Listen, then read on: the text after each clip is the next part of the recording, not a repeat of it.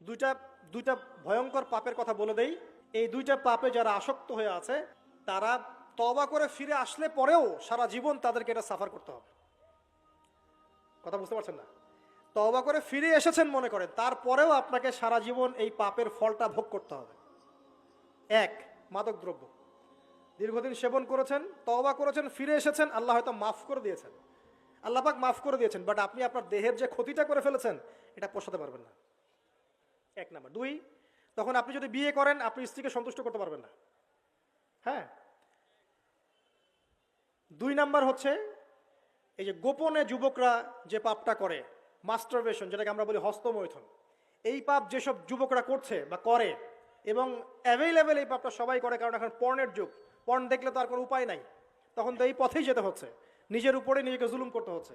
যারা হস্তমৈথুন অভ্যস্ত হয়ে গেছে এরা যদি তওবা করে ফিরেও আসে, শরীরের যে ক্ষতিটা হয়েছে এটা পূরণ হবে না কখনো।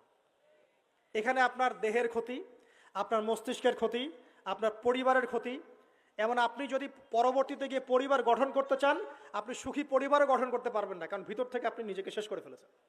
গোপন পাপে লিপ্ত হবেন না। আপনি যৌবনকে ধরে রাখেন, ইনশাল্লাহ দেখবেন আপনি সারা জীবন এনজয় করতে পারবেন ইনশাল্লাহ। কিন্তু যদি এখন নিজেকে শেষ করে ফেলেন, এখন নিজেকে শেষ করে ফেললে আপনি বিয়ে করলে পরেও দেখবেন আপনি পস্তাচ্ছেন। ওই যে কলিকাতা হারবালে যেতে হবে, তখন মডার্ন হারবালে দৌড় দিতে হবে। আর সব হারবাল টারবাল খেয়ে লাভ হয় না।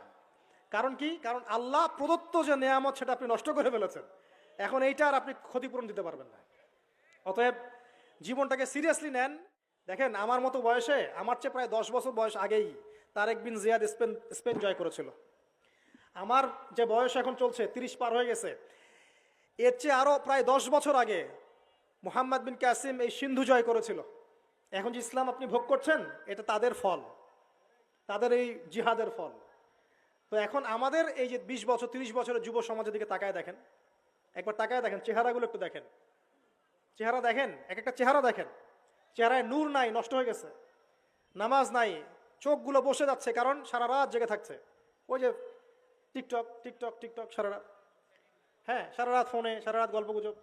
রাত্রেবেলা দেখবেন, রাত্রেবেলা শহর যেন জীবিত হচ্ছে, রাত্রেবেলা ক্যারাম খেলে, রাত্রে লুডো খেলে, রাত্রে এটা করে, রাত্রে সেই, সারাদিন ঘুম, সারাটা দিন ঘুম। আপনি কি জানেন সারা রাত কে জেগে থাকে? সারাদিন কে, সারা রাত কে ঘুমায় আর সারা দিন কে জেগে থাকে? সারা রাত জেগে থাকে কুকুর এবং সারাদিন ঘুমায় কুকুর। আর দেখবেন আপনি বিড়ালকে দেখবেন, ও কিন্তু রাত্রে ঘুম এবং দিনের বেলা সে অ্যাক্টিভ। পাখিকে দেখবেন, পাখি সন্ধ্যা হলো একদম ঘরে, যেই সূর্য ডুববে পাখি একদম ঘরে, দেখেন না? পাখি ঘরে। আর যেই ফজর হবে পাখি বের হয়ে গেল। আর আল্লাহ রাসূল সাল্লাল্লাহু আলাইহি ওয়াসাল্লাম হয়তো বা এই কারণেই, আল্লাহ ভালো জানেন, তিনি বলেছেন এমন কিছু মানুষ জান্নাতে যাবে যাদের মনটা হবে পাখির মতো। সুবহানাল্লাহ। দেখেন পাখি কি করে, একদম সন্ধ্যা হলো ঘরে ঢুকে গেল, যেই ফজর হবে একদম ফজরের আগে আগে সে বের হয়ে গেল। তো পাখির মতো হওয়ার চেষ্টা করেন, পাখির মতো লাইফস্টাইলে আসেন, এবং সে সারাদিন পরিশ্রম করে রিজিকের জন্য, করে না? আল্লাহ পাক পাখিকে রিজিক দেন কি চাকরির মধ্য দিয়ে না ব্যবসার মধ্য দিয়ে? কিভাবে সে রিজিক পায়? তাওয়াক্কুল, তাওয়াক্কুল, আল্লাহর প্রতি তাওয়াক্কুল। আর তাওয়াক্কুল করে কি সে ঘরে বসে থাকে না রিজিক সার্চ করে, রিজিক তালাশ করে? আপনিও রিজিক তালাশ করেন, আল্লাহ পাক রিজিক দিবে ইনশাআল্লাহ তাআলা।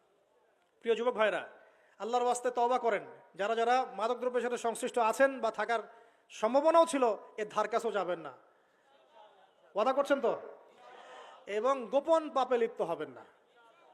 মুসলিম তরুণ যুবকদেরকে উদ্দেশ্যে বলছি যে আপনারা কায়িক পরিশ্রম করেন, কায়িক পরিশ্রম করেন, 5 ওয়াক্ত সালাতটা আল্লাহর ওয়াস্তে নামাজে মসজিদে এসে পড়েন। বেশি কিছু করতে বলছি না ভাই, আমার কথা শোনেন, বেশি কিছু করতে বলছি না। আল্লাহর ওয়াস্তে 5 ওয়াক্ত নামাজটা মসজিদে পড়েন, পারবেন না? আচ্ছা, ডেইলি 10টা পৃষ্ঠা করে কোরআন তেলাওয়াত করেন, পারবেন? আল্লাহ তৌফিক দান করুন। ডেইলি 2-4 টাকা করে সদকা করেন, পারবেন?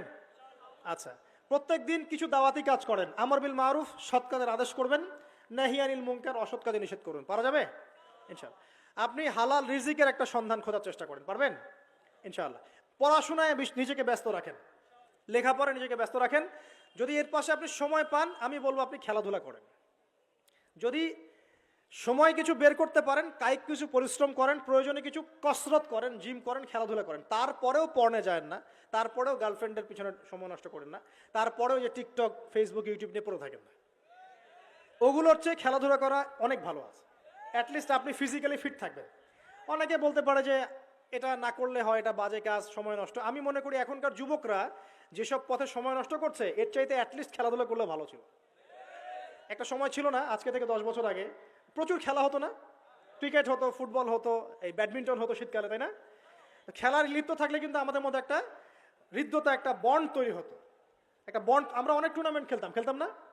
এখন দেখবেন কিচ্ছু নাই, সব বন্ধ, খালি ফোন, সারাদিন কি ফোন। এটা আরও কি ডেঞ্জারাস না?